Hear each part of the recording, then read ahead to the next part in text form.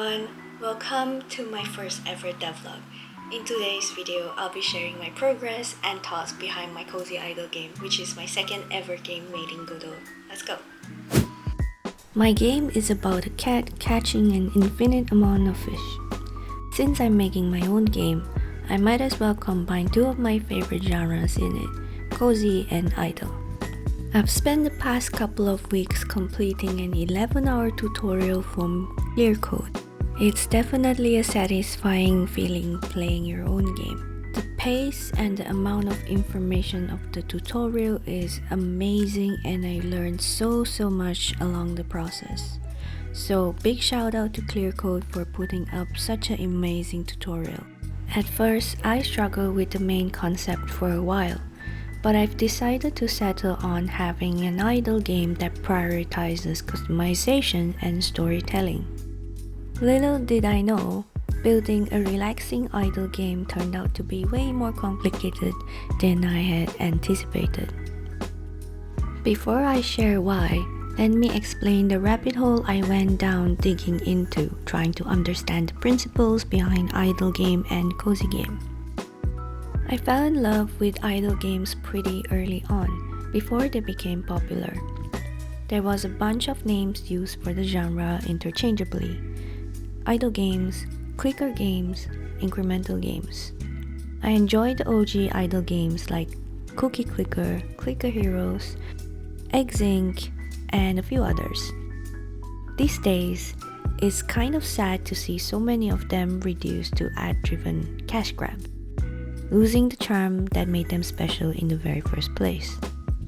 Idle games can be deceptively simple on the surface.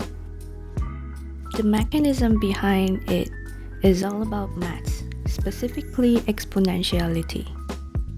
Basically, how we as a player try to grind our in-game currency quicker in order to unlock the next purchase, which is exponentially expensive. The game progression can get difficult if you want to keep the gameplay interesting instead of repetitive loops. I suppose there's a thrill in chasing a goal like in real life. Now, can you see why I struggled with the complication earlier? Because the two themes kind of contradict each other in a way, don't they? Cozy games are also on the rise in the recent years, because this genre fulfills the higher order needs of a player. Cozy game emphasizes on having safe space, nice ambience where threat or consequences like conventional games don't exist. If you're interested, I've linked these reports in the description below. They're pretty insightful. Despite the contradicting theme, I was still pretty adamant on having it together, instead of abandoning one of them and focus solely either on idle or cozy. The whole design got me deep in thoughts, thinking about how idle game is all about hitting the next goal. And as soon as we hit the goal, we turn our focus to the next one, very much like in real life. However, in real life, constant grinding and churning leads to burnout, and it's not sustainable. Here is where the coziness comes in. So whenever a goal is achieved, we get to pause and celebrate. Maybe a customization feature or a small piece of story gets unlocked as a form of reward. That's what I have in mind anyway. If I can actually pull this off and publish it as a mobile game, that would be a huge bucket list moment for me. Right, what have I gotten myself into? Maybe I should have started with a simpler game, like remaking Pong. The progression design on an idle game can get complicated pretty fast. Once I started working on the game, I noticed another problem. I realized that idle games mainly comprise UI elements. And in Godot, control nodes might not be the easiest thing to deal with, especially for a beginner. Another thing is that the decision to make customization as a core part of the game means I have to spend time drawing different assets. And I'm not a seasoned artist. Despite all the listed challenges, I still want to give it a try. Because even in the worst case scenario, I'll have at least attempted something difficult. Even if I fail and abandon it, I still learn a few things along the way. So I plan to keep the scope of the game as small as I can and see where it takes me. I won't be focusing too much on the game progression for now because I don't think I have the capacity to deal with that.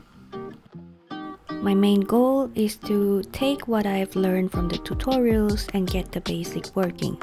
Things like UI and simple upgrade buttons so the player can at least interact with something. This was my previous progress and it took me about 3 weeks working on it on and off, as well as making the art styles in between. Initially, I struggled on how the basic calculation of idle game worked. I tried to spawn a timer each time the player gets an upgrade. However, this will cause the game to be inefficient and heavy really quickly, so I updated my code to have one timer per upgrade and using multipliers to keep track of the progress. I had a light bulb moment when I realized I can use a tween to make font size pop as the fish button is being clicked. It feels super rewarding even though it's a small animation on the numbers. I might have to go back to the drawing board and think of a decent UI design. Otherwise, there's going to be a lot of refactoring in the future. I know a lot of you subscribed from my first Bubble Pop game dev videos, so moving forward, I'll be creating dedicated devlog videos to share everything from my game dev journey, from music to the art and even the code. Thank you for watching, especially if you're here since the beginning. If you like my content, please give it a thumbs up and subscribe for more. See you next time!